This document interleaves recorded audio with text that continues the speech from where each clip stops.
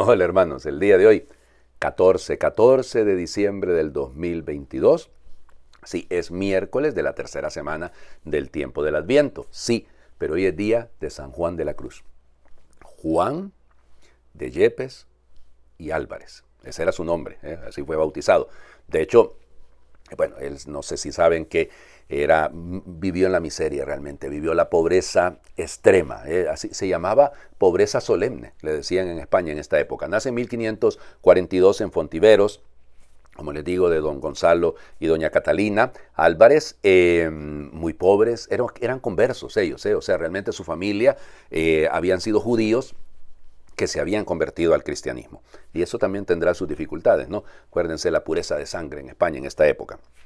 Tuvo dos hermanos, su hermano Luis murió cuando él tenía 6 años y murió probablemente de hambre, así, digámoslo así, claramente de hambre, porque la miseria era muy grande. Cuando muere el papá, la mamá se tiene que trasladar Arévalo, ahí estuvieron cuatro años y luego se van a trasladar a Medina del Campo cuando ya finalmente el hermano mayor se case y eso va a darles una cierta estabilidad económica y bueno, pero seguirán siendo muy pobres y entonces él estudiará en las escuelas para los niños de pobreza solemne, luego pasará al colegio de los jesuitas acababan de fundar ahí en Medina del Campo. Ahí estudió, pues digamos, lo básico, ¿no? Y estudió bien el latín, y estudió los clásicos, o sea, Virgilio, Cicerón. Entonces, por eso los poemas de Juan, porque vienen de que eso sí, le encantaba, le gustaba. Mientras tanto, fíjense que él hacía trabajos muy sencillos, ¿no? Estuvo incluso como camillero, como enfermero en el hospital de la Anunciación, que se llamaba, las bubas le decían, eran enfermedades venéreas las que trataban ahí, imagínense ustedes. Cuando cumple 21 años, decide entrar con los carmelitas, calzados todavía en este momento, ¿verdad? Ahí en Medina del Campo.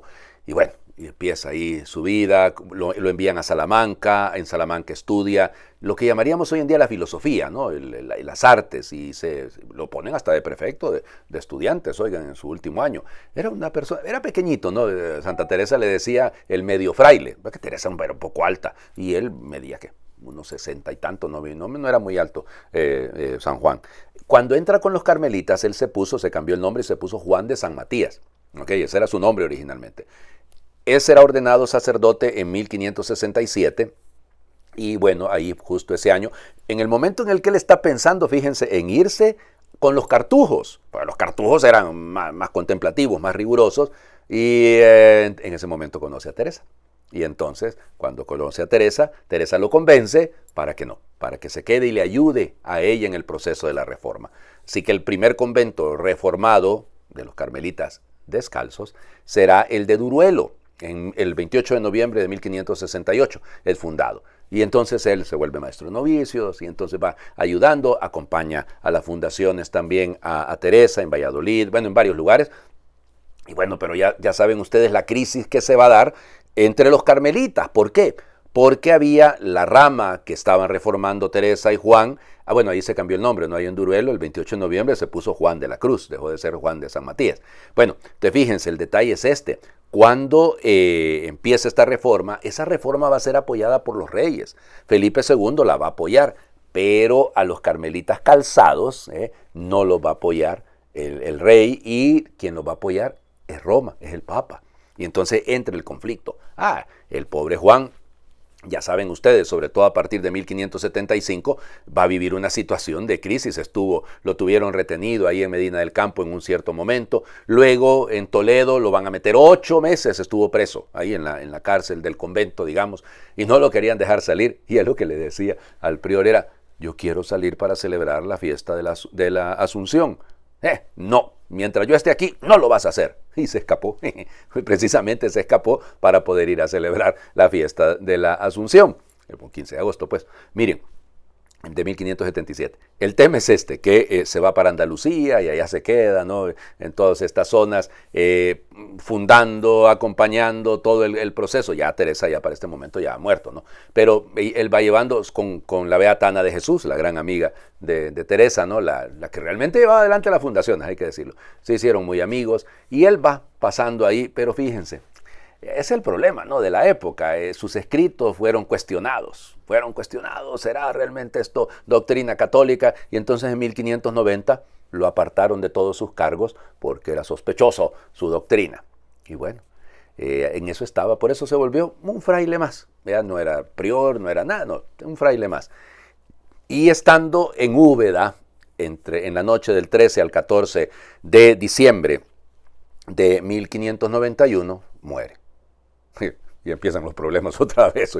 Porque, miren, el problema es que muere en Úbeda y entonces los del convento de Segovia, que era donde él estaba en ese momento, reclaman, mándenos para acá el cuerpo. ¡No! Y entonces se armó a pelearse por el cuerpo de Juan. Entonces una parte del cuerpo está en Segovia y otra parte, bueno, digo en Úbeda, pero está en varias partes. Porque igualito, miren, que él está colocado en Segovia, arriba, en un mausoleo arriba, para que la gente no vaya a querer agarrar las reliquias, igual que San Francisco de Asís, es lo mismo. Bueno, el proceso de beatificación comenzó bastante pronto, va a ser canonizado en 1726 y fue declarado precisamente doctor de la Iglesia cuando se celebraron los 200 años de su canonización. En 1926 fue declarado doctor de la Iglesia. O sea que no había ninguna duda con respecto a sus escritos. Bueno, vamos a las lecturas del día de hoy. Volvemos al libro de Isaías, leemos hoy el capítulo 45, versículos del 6 al 8, luego el 18 y luego del 21 al 25. Yo soy el Señor y no hay otro. Yo soy el artífice de la luz y el creador de las tinieblas, el autor de la felicidad y el hacedor de la desgracia. Yo, el Señor, hago todo esto. Dejen cielos caer su rocío y que las nubes lluevan al justo, que la tierra se abra y haga germinar al Salvador y que brote juntamente la justicia. Yo, el Señor, he creado todo esto. Esto dice el Señor, el que creó los cielos, el mismo Dios que plasmó y consolidó la tierra. Él no la hizo para que quedara vacía, sino para que fuera habitada. Yo soy el Señor y no hay otro. ¿Quién fue el que anunció esto desde antiguo? ¿Quién lo predijo entonces? ¿No fui yo el Señor? Fuera de mí no hay otro Dios. Soy un Dios justo y salvador, y no hay otro fuera de mí. Vuélvanse a mí y serán salvados pueblos todos de la tierra, porque yo soy Dios y no hay otro. Lo juro por mí mismo, de mi boca sale la verdad, las palabras irrevocables. Ante mí se doblará toda rodilla, y por mí jurará toda lengua, diciendo, solo el Señor es justo y poderoso. A él se volverán avergonzados todos los que lo combatían con rabia.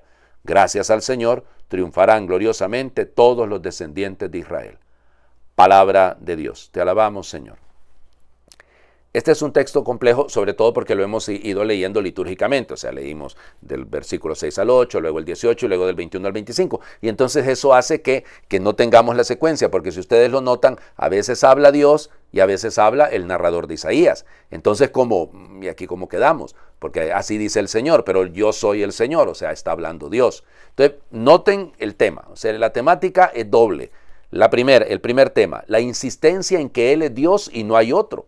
Se repite, si ustedes lo ven de una u otra manera, al menos 6 veces en solo esto que acabamos de leer. Yo soy el Señor y no hay otro, yo soy el Señor y no hay otro, fuera de mí no hay Dios, no hay otro Dios fuera de mí, yo soy Dios y no hay otro, solo es el Señor. Es decir, insiste en esto. ¿Por qué? Porque es necesario que seamos capaces de hacer una opción fundamental y seria. O sea, nuestra vida tiene que estar orientada a Dios. Y punto. Solo Él es Dios. Pues sí, Padre, nosotros creemos eso. Cuidado que hay dioses menores, ¿eh? Por ahí hay algunos diosecitos. Algunos endiosan el poder, el tener, el placer, el equipo de fútbol. ¿Ya? Ay, perdió mi equipo. Ay, ganó mi equipo. Y entonces frustración, alegría, lo que sea. Bueno, hombre, por favor. El partido político. ¿Cómo se endiosan los partidos políticos? Oigan. ¿Cómo es posible que la gente pierda tan rapidito el sentido común, no? Bueno, eso pasa. Y el otro elemento que está en este texto es el elemento de la justicia. Nubes lluevan al justo, que brote juntamente la justicia. Soy un Dios justo y salvador. Solo el Señor es justo y poderoso. ¿Por qué viene esto? Porque la gente en el destierro está reclamando que Dios no es justo, que Dios ha maltratado a Israel. Por eso el final, ¿no?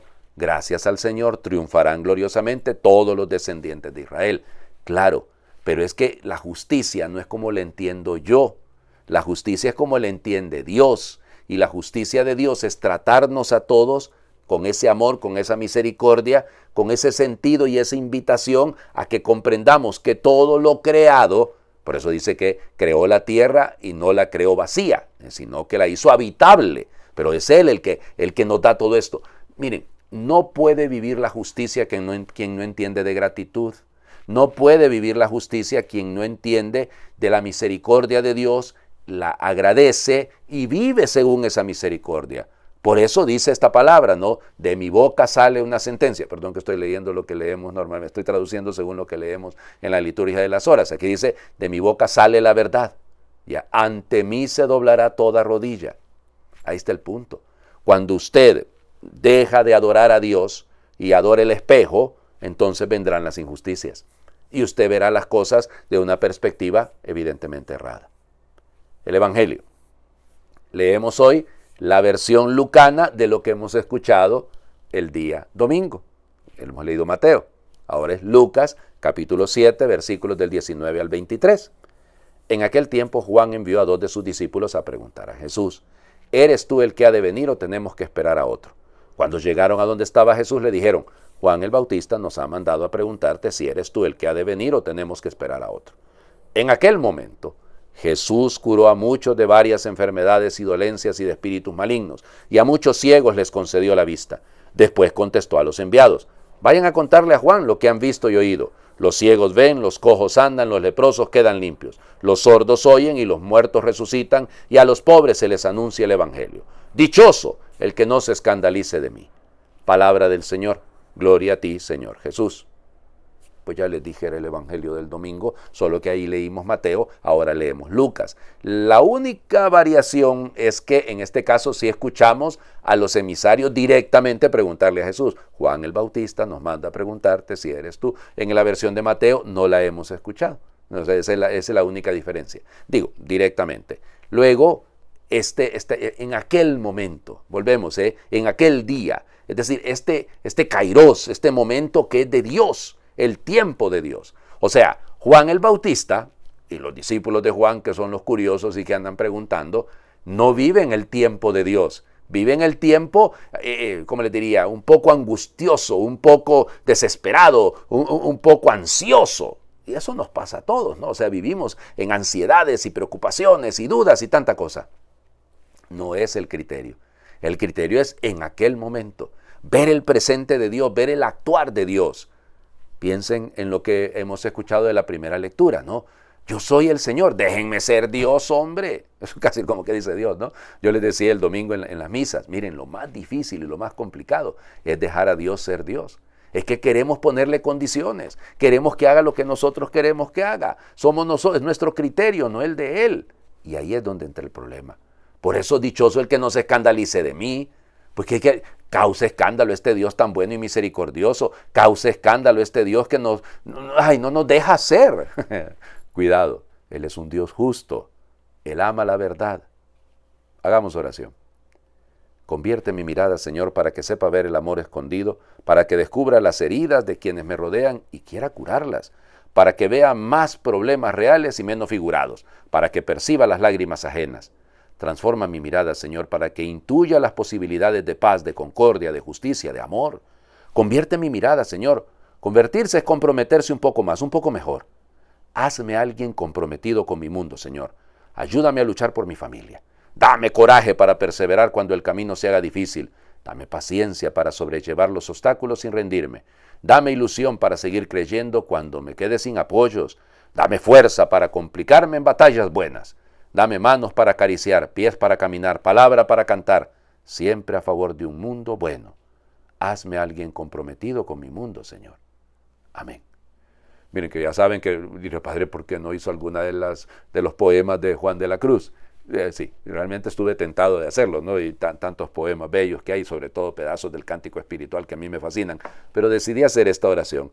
Porque darme esa mirada, pedirle esa mirada a Dios, la necesitamos para no juzgar a Dios, sino dejar que Él sea el justo. El Señor esté con ustedes. Les bendiga a Dios por intercesión de San Juan de la Cruz, el que es Padre, Hijo y Espíritu Santo, y su bendición descienda, les acompañe siempre. Muy feliz miércoles para todos.